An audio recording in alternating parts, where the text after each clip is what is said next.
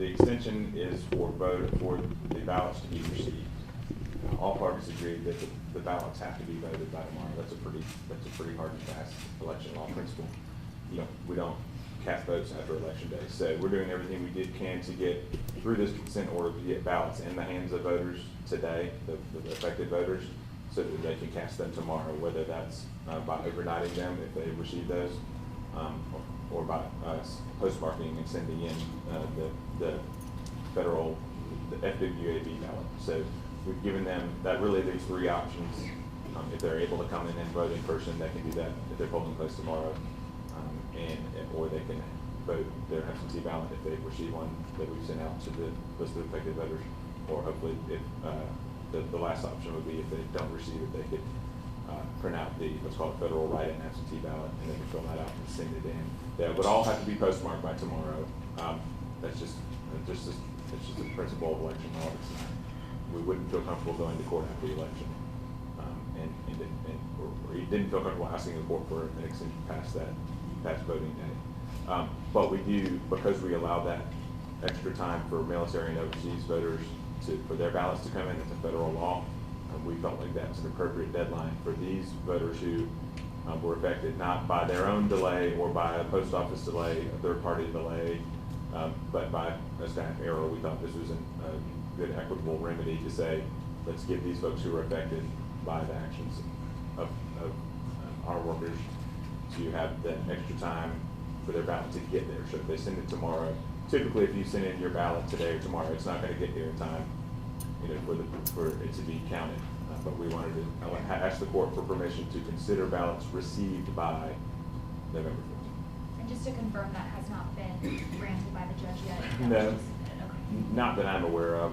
All parties have consented to it, and I've checked my email a couple times here to see. There's a couple of tweets out there, but Okay. I'm guessing they're wrong. That's what I said. Yeah, no, there have been some headlines saying that judge orders it. The Right. judge asked us to submit an order. We have submitted an order. I'm Okay. confident that within the next, by the close of business, there will be an order issued, and we'll provide a copy. What more can the county or elections office do to rectify the situation? We've done everything we can. I mean, we're up against, there's only so many minutes in a day, and we've done everything we could possibly do, and they've really gone, both the staff and the board members have gone over and above and taken an all-hands-on-deck approach to fix this mistake once they found it, and they won't stop. But how do you ensure that this won't happen again? I think You said this was a two-pronged step. How do you make sure that this becomes foolproof the next time around? Well, I don't think that anything is ever completely foolproof, but as Ms. Eveler has suggested, we are presently focused on administering the election. Obviously, tomorrow is election day. Our voters have the opportunity to participate in advance in person. Obviously, they can submit absentee ballots, but as was noted earlier, we feel that there will be a large turnout tomorrow, and so that indeed needs to be our focus. That by no means is to suggest that we are not focused on these 1,036 voters, as suggested by us sending absentee ballots via overnight delivery to them, participating in this process, working alongside with plaintiff's counsel to come to an agreement with regard to a consent order.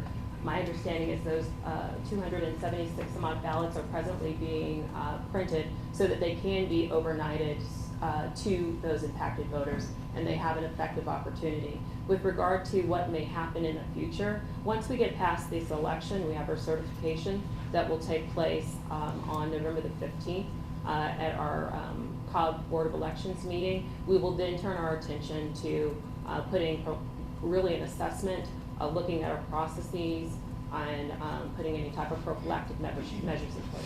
We're talking about 1,000 people that this situation affected, with races becoming so much tighter seemingly in Georgia in recent memory.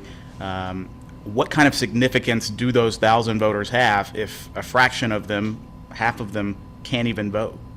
Well, I mean, given the numbers that we've provided, a portion of them have already voted. So again, the 1,036 are those that were noted as having an issue date for their absentee ballot on October the 13th and October the 22nd. Through our own diligence, through our own communication with these voters and their responses back to us, some of them are letting us know that they have voted, hence the reason why the number that was last evening, 469 voters that had not yet received a ballot, has been reduced to 276 that we need to send a ballot to, because we've looked at the absentee in-person voting data from late last week, in addition to individuals that during this interim time period canceled that initial request, subsequently requested another ballot within the appropriate time frame, and they've cast that ballot. So 276 remain outstanding as not having gotten an absentee ballot? And they will receive one tomorrow. Great.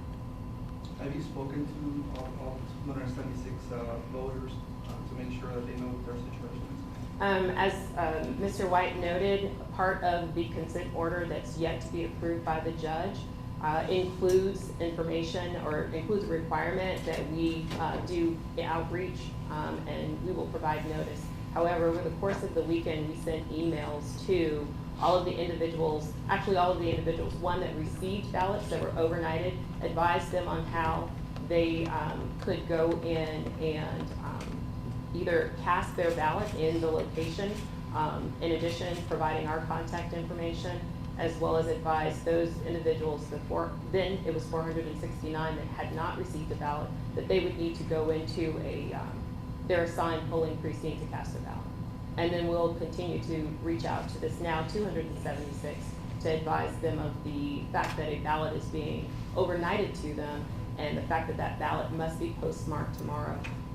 Notwithstanding the fact it can be received as late as next Monday, November the 14th, but it must be postmarked tomorrow, as Mr. White has made reference. Do you suspect? Have they responded? The ones that you reached out, have they responded? Which The 276? we haven't reached out to them. We left the court and came directly here to speak with you all. And they can still drop them off at the ballot drop off? Yes, they can. Okay. Do you expect anyone to be fired or face any other disciplinary action? As Director Eveler made mention of, that's not presently on our to-do list. That's not even what we're thinking about. We're making certain that we are in a position, one, to ensure that these voters have the opportunity to cast their vote. In addition to that, we all have an election to administer tomorrow. That's what our focus is. Given tomorrow and the next day and how incredibly busy obviously all of you are going to be, have there been any modifications that are in process that would normally take one person that will now be taking two people? Any point along the way where this kind of thing, a flash drive can get slipped in someone's pocket and forgotten, and there isn't a check and balance like you're going to address after? My concern is beginning this moment and through tomorrow and the next day, they're very easily being understaffed, could be hot spots where this kind of thing could easily happen. Do you all have two-person verifications in place for actual election day activities? Are there other spots where one person takes a flash drive and takes it to a machine without a second person? Obviously not specifically for mail-in ballots, but for anything else along the way coming from a polling location. Can you address those kinds of securities? Yes, all the processes for election day, you have to have a chain of custody for everything that's transported, and everything that's transported, including ballots or memory cards that contain the electronic version of the ballot, they all require more than one person to transport. So those processes have been in place, and they work well, and they are the same processes every election that we use. With staffing being reduced, does that affect any of those chain of custody kinds of concerns? On election day, we are fully staffed.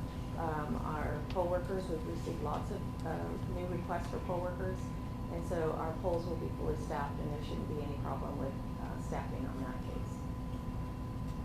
You said that there was the unsent ballots were scattered across the county. Were there any precincts that were where there was particularly large clusters of the unsent ballots, or was it? That's probably not your priority right now, figuring that Yes, out. sir. But, We know that we need to, because I'm sure that the candidates that lose in tight races are going to want to know that. So again, it's one of those things that's on the top of the list as soon as we get through the election. Is there a concern because you're waiting for the courts to hand out an order that you might not have enough time to get a hold of all these 276 individuals? We are working on getting the ballots ready and getting the packaging ready for overnight delivery. We do have a lot of their emails, and we will be crafting an email notification this afternoon. All right, as soon as the judge signs the order, I'll send it out to the same email list I sent it here. If you have another email you want me to send that to, just hit me up right afterwards. Appreciate y'all coming out. We'll be milling around here if you have any follow-ups. Thanks.